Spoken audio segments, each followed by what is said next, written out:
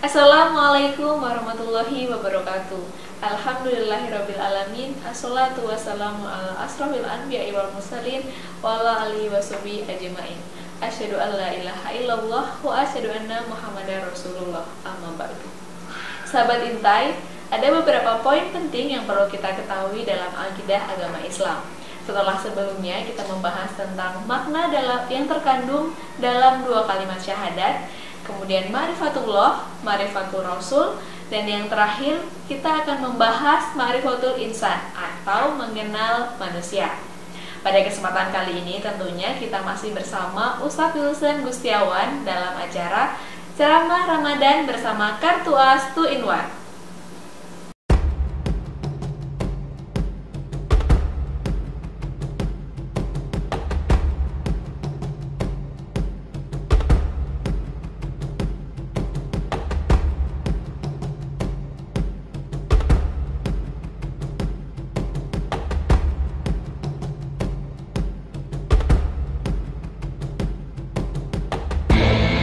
Assalamualaikum Ustadz Wilson. Waalaikumsalam warahmatullahi wabarakatuh. Bagaimana kabarnya hari ini Ustadz? Alhamdulillah sehat, Madinah. Alhamdulillah. Tanpa terasa ya Ustadz, kita akhirnya telah sampai di akhir penghujung bulan Ramadan, dan sebentar lagi seluruh umat muslim akan merayakan Hari Raya Idul Fitri untuk menyambut hari kemenangan setelah berpuasa selama sebulan penuh. Bagaimana nih Ustadz? Ya, dan sekaligus juga sahabat Intai, dengan ini saya ingin menyampaikan ucapan selamat merayakan Hari Raya Idul Fitri. Taqabbalallahu minna wa minkum siyamana wa siyamakum. Taqabbal ya karim minal aidin wal faidin. Mohon maaf lahir dan batin. Setelah kita membahas mengenai beberapa poin penting dalam akidah agama Islam ya Ustadz, kita telah membahas mengenai dua kalimat syahadat, kemudian ma'rifatul Allah, kemudian ma'rifat Rasul, dan yang terakhir pada kesempatan kali ini kita akan membahas mengenai ma'rifatul insan. Benar Ustadz? Ya. Baik. Pertama-tama saya ingin menanyakan apa pengertian dari manusia itu sendiri Ustadz, dan apa unsur-unsur yang terkandung dalam manusia itu Ustadz? Ya. Baik. Sahabat Intai, dalam bulan Ramadan ini kita telah membahas beberapa hal yang sangat mendasar dalam akidah Islamiyah. Kita telah membahas ma'rifatullah dan ma'rifatul rasul, dan pada kesempatan ini kita akan membahas satu lagi mengenai ma'rifatul insan. Nah, ma'rifatul insan di sini maksudnya adalah bagaimana mengenal manusia. Nah, tadi ditanyakan pengertian manusia. Nah, dengan ma'rifatul insan ini, dengan mengenal diri kita sendiri, kita hendaknya memahami bahwa manusia ini sebagai makhluk yang terdiri dari beberapa unsur, yaitu ada unsur tanah dan ruh. Allah juga telah menyebutkan bahwa manusia ini diciptakan dari tanah. Jadi unsur pembentuk manusia itu adalah tanah. Tapi di samping itu, manusia juga mempunyai unsur ruh. Nah, unsur tanah dan ruh inilah yang sekarang, saat ini, pada saat manusia ini hidup di atas dunia, unsur tanah dan unsur ruh ini bertemu. Setelah sebelumnya, ruh kita sebenarnya sudah diciptakan oleh Allah jauh sebelumnya, yang tersimpan di alam ruh. Kemudian melalui proses kelahiran daripada ibu kita dan dari bapak kita, yang kemudian memperkuat unsur tanah, dan di dalam kandungan ibu, unsur ruh kita itu dipertemukan dengan unsur jasad kita, dengan unsur tanah kita, dan kemudian lahirlah kita ke atas dunia. Nah, unsur ruh ini ada dua unsurnya. Yang pertama ada al-qalbu, hati manusia. Nah, hati manusia ini itu membentuk satu kemauan atau keputusan yang berasal dari satu keyakinan atau kita sebut sebagai azam. Ya, jadi dalam hati ini melahirkan azam. Kemudian yang kedua dari unsur ruh ini ada akal. Ya, akal ini adalah unsur ruh dalam manusia yang kemudian melahirkan al-fikr, bagaimana cara berpikir kita. Ya, cara berpikir. Sementara unsur jasad yang itu adalah yang terbuat dari tanah tadi, unsur jasad ini melahirkan amal. Nah, jadi manusia dengan unsurnya itu, dengan hatinya dia mempunyai azam, dengan akalnya dia mempunyai pikiran, dan kemudian dengan tubuhnya, dengan jasadnya ini dia melakukan amal. Oleh karena itu manusia diberikan amanah. Amanahnya apa? Untuk tugasnya ibadah dan tugasnya khalifah. Allah menyebutkan bahwa "Wa ma khalaqtul jinna wal insa illa liya'budun", bahwa tidak aku ciptakan jin dan manusia selain hanya beribadah kepadaku, dan juga mempunyai tugas khilafah manusia. Dalam surat Al-Baqarah disebutkan bahwa inni ja'ilun fil ardi khalifah, bahwa Allah akan menjadikan manusia, akan menjadikan khalifah di atas bumi ini. Yang akan dijadikan khalifah itu adalah manusia. Nah, dengan tugas ini maka manusia-manusia yang beriman dan beramal soleh akan mendapat balasan jasa. Dalam surat At-Tin, kita barangkali semuanya juga sudah hafal bahwa Allah menyebutkan illal ladzina amanu wa amilus salihati lahum ajrun ghairu mamnun. Ya, jadi mereka yang melaksanakan amanah, melakukan ibadah, beramal soleh, dan melaksanakan tugas sebagai khalifah, itu akan menerima balasan yang balasan pahala nanti di kemudian hari. Ya. Baik, Ustaz. Kemudian bagaimana hakikat dari seorang manusia itu sendiri, Ustaz? Ya, jadi berkaitan dengan unsur manusia ini, maka manusia ini pada hakikatnya manusia ini adalah yang pertama dia berada dalam fitrah. Ya, fitrah ini artinya dalam keadaan suci, ya, dalam keadaan suci. Kemudian manusia ini juga mempunyai sifat lemah, bodoh, dan fakir pada dasarnya. Ya, jadi pada dasarnya manusia ini lemah, bodoh, dan fakir. Tetapi kemudian dia dimuliakan, ya, dia dimuliakan dengan apa? Begitu ruhnya sudah ditiupkan oleh Allah ke dalam jasadnya pada saat sekitar 40 hari manusia di dalam kandungan ibunya, itu ruhnya ditiupkan oleh Allah. Nah, pada saat itu dan diciptakan keistimewaan untuk manusia ini dan ditundukkan alam padanya. Ya, kita dapat nanti baca dalam surat Al-Baqarah bahwa alam ini ditundukkan juga kepada manusia. Nah, ini membuktikan bahwa manusia itu dimuliakan. Ya. Diciptakan manusia dalam sebaik-baik bentuk. Ya, sebaik-baik bentuk. Oleh karena itu, seperti tadi sudah saya jelaskan, manusia dibebani tugas untuk melaksanakan ibadah dan mempunyai tugas sebagai khalifah di muka bumi.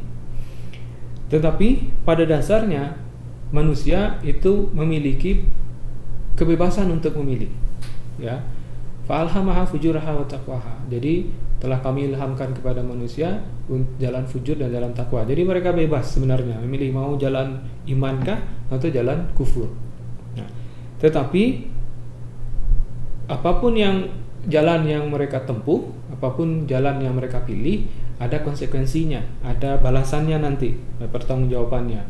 Orang yang memilih jalan fujur atau jalan kafir, maka akibatnya nanti adalah balasannya neraka.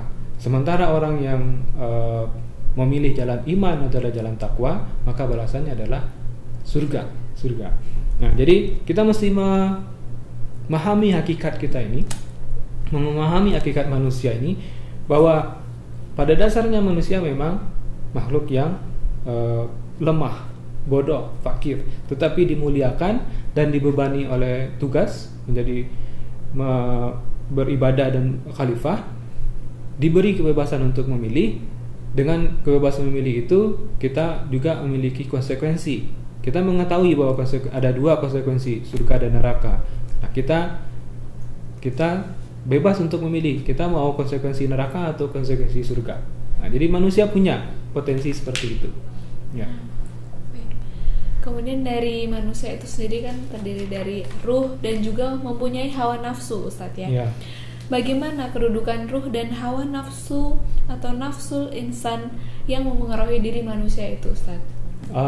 Ya, jadi ini bagian yang penting juga dalam kita mengenal manusia dari ma'rifatul insan ini, bahwa ada ruh dan ada nafsu, ya, an-nafs dalam diri manusia ini. Nah, dengan memahami nafsul insan ini, maka kita mesti memahami kedudukan ruh dan nafsu ini dalam mempengaruhi jiwa manusia sehingga menimbulkan kondisi-kondisi kejiwaan tertentu. Dan memahami bahwa zikir, akal, dan syahwat dapat menimbulkan 3 kondisi jiwa. Ya, jadi ada jiwa atau nafsu manusia ini ada 3 kondisinya nanti.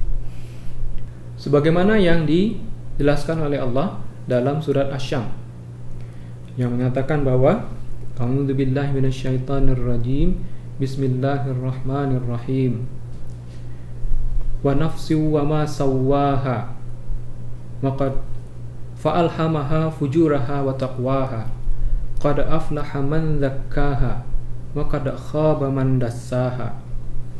Yang artinya, demi jiwa serta penyempurnaan penciptaannya, maka dia mengilhamkan kepadanya jalan kejahatan dan ketakwaan.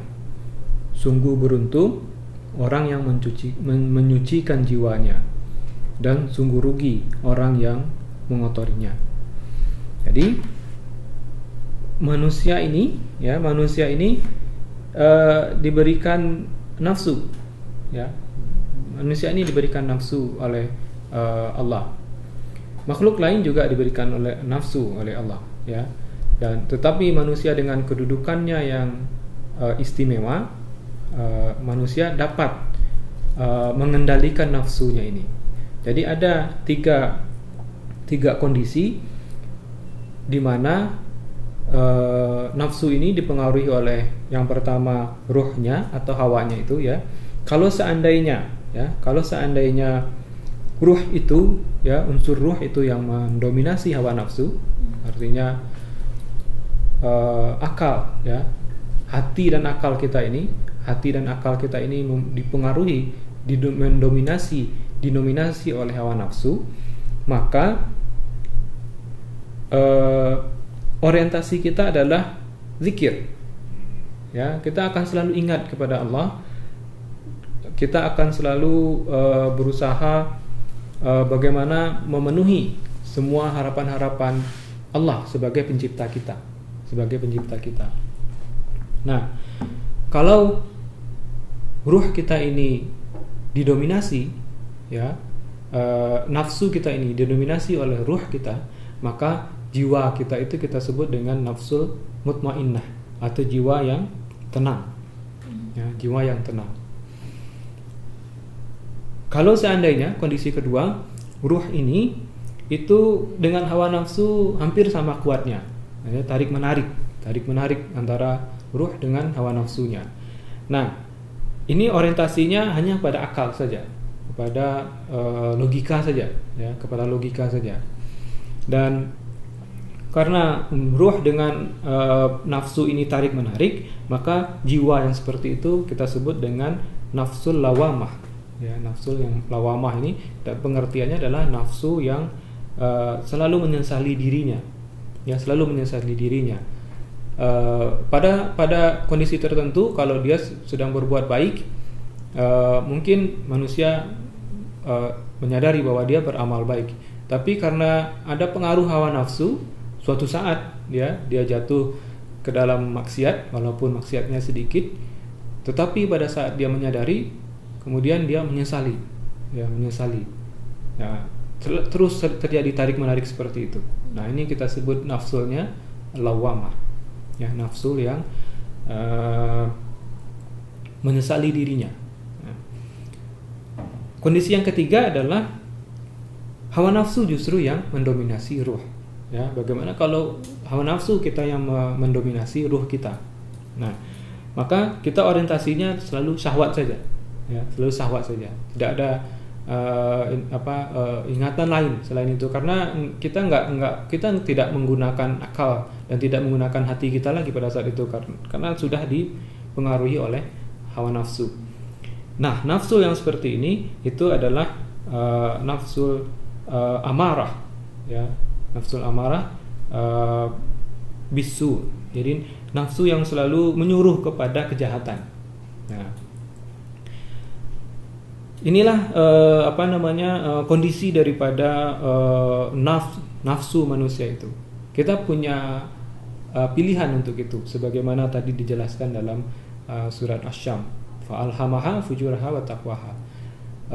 Kita diberi kebebasan, diilhamkan kepada kita untuk memilih jalan takwakah atau jalan fujurkah. Kalau kita memilih jalan takwa, maka ruh kita mesti mendominasi hawa nafsu kita. Kita orientasinya zikir, dan nafsul ini jiwa ini disebutkan sebagai jiwa yang mutmainnah. Dalam akhir surat Al-Fajr disebutkan, ya ayyatuhan nafsul mutmainnah irji'i ila rabbiki radiyatan mardiyah fadkhuli fi ibadi fadkhuli jannati. Jiwa-jiwa yang tenang, Allah menjanjikan, masuklah ke dalam surgaku. Nah, inilah konsekuensinya bagi manusia yang hawa nafsunya itu menang, ruhnya itu menang di atas hawa nafsunya. Maka mudah-mudahan dengan bulan Ramadan ini kita, karena ini adalah bulan latihan untuk mengendalikan hawa nafsu, maka kita berharap dan kita mohon kepada Allah supaya kita diberikan kekuatan, supaya ruh kita ini, unsur ruh kita ini itu dapat selalu mendominasi unsur nafsu kita, sehingga kita dapat memperoleh kemenangan. Makanya Idul Fitri itu disebutkan sebagai hari kemenangan. Demikian. Terima kasih banyak Ustadz atas materinya, sangat-sangat bermanfaat sekali dan sangat menginspirasi. Semoga dengan di bulan Ramadan kali ini kita bisa mengamalkan apa yang telah kita pelajari, dari mulai mengenal akidah, mulai dari ma'rifatullah, ma'rifatul Rasul, dan yang terakhir ma'rifatul insan. Baik sahabat Intai, tanpa kerasa kita sudah sampai di penghujung bulan Ramadan, dan sebentar lagi kita akan menyambut hari kemenangan Hari Raya Idul Fitri.